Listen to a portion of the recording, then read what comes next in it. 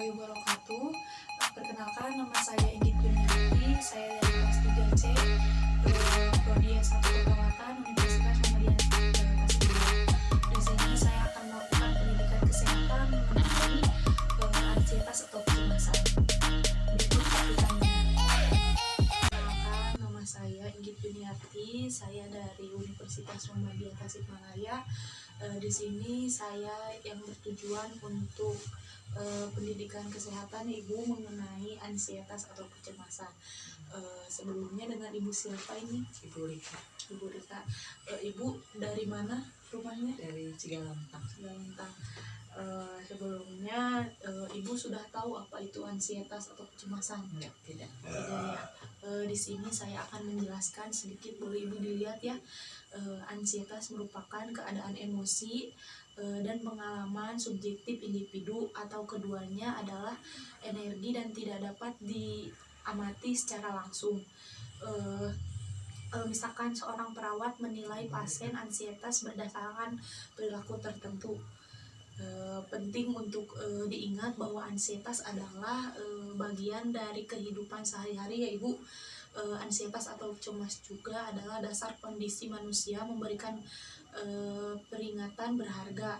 Bahkan ansietas juga bisa kapasitas untuk menjadi ansietas diperlukan untuk bertahan hidup ya. Selain itu juga seseorang dapat tumbuh dari ansietas jika seseorang berhasil berhadapan atau berkaitan dengan dan belajar dari menciptakan pengalaman ansietasnya. Ibu, untuk penjelasan ansietasnya barusan ya bisa Ibu dilihat kan barusan. Terus sekarang ada penyebab umumnya, bisa dilihat Ibu. Rasa cemas dapat bersifat normal dalam situasi yang menegangkan, misalnya berbicara di depan umum atau mengerjakan ujian. Rasa cemas juga hanya indikator penyakit jika perasaan menjadi berlebihan, menguras tenaga dan pikiran serta mengganggu kehidupan sehari-hari. Itu penyebab umum dari ansietas atau cemas ya. Nah, selanjutnya Ibu ada ciri-ciri dan gejala ansietas ya. Yang pertama ada fobia, yaitu fobia perasaan takut yang berlebihan terhadap objek atau situasi atau aktivitas tertentu.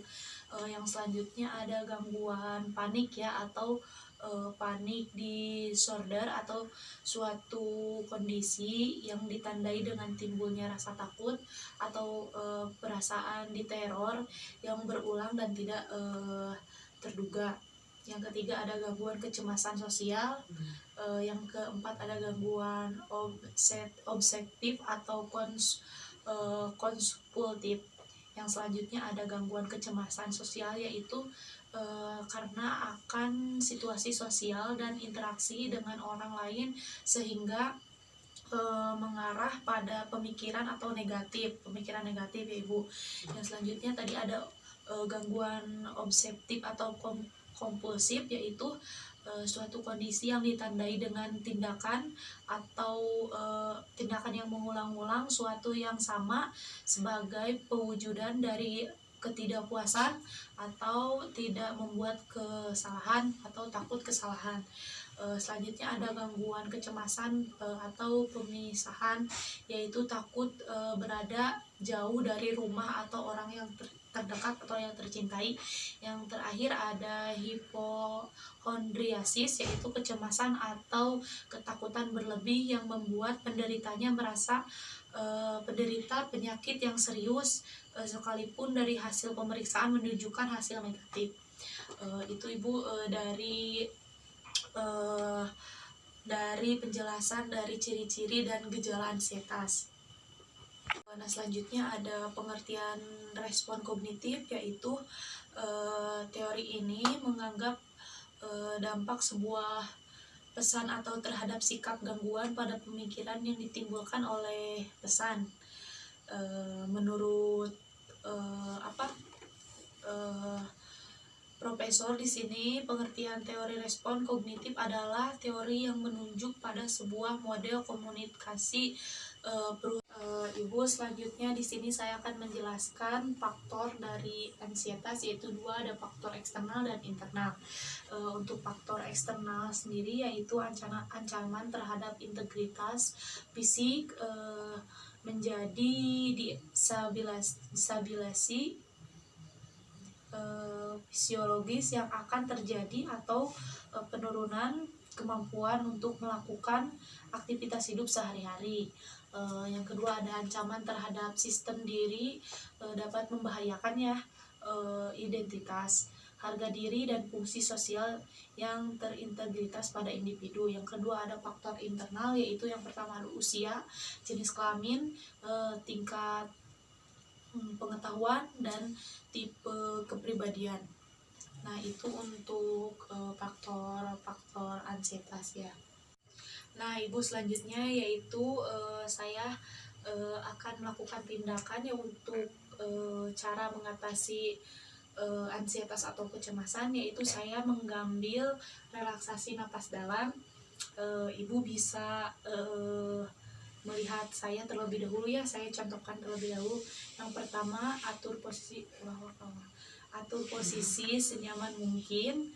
Ibu nyamannya gimana. Terus yang kedua, letakkan satu atau dua tangan ibu di atas dada, lalu pejamkan mata dan tenangkan pikiran, lalu tarik nafas melalui hidung, mulut ditutup, dan dihitung 1-3, 1, 2,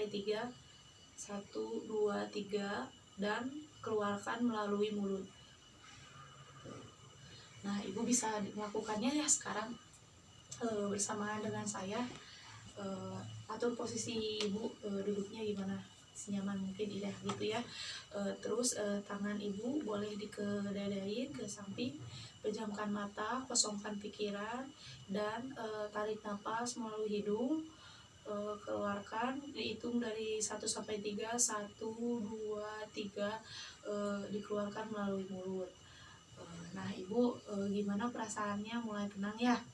Ya, itu salah satu tindakan mengurangi kecemasan atau ansietas.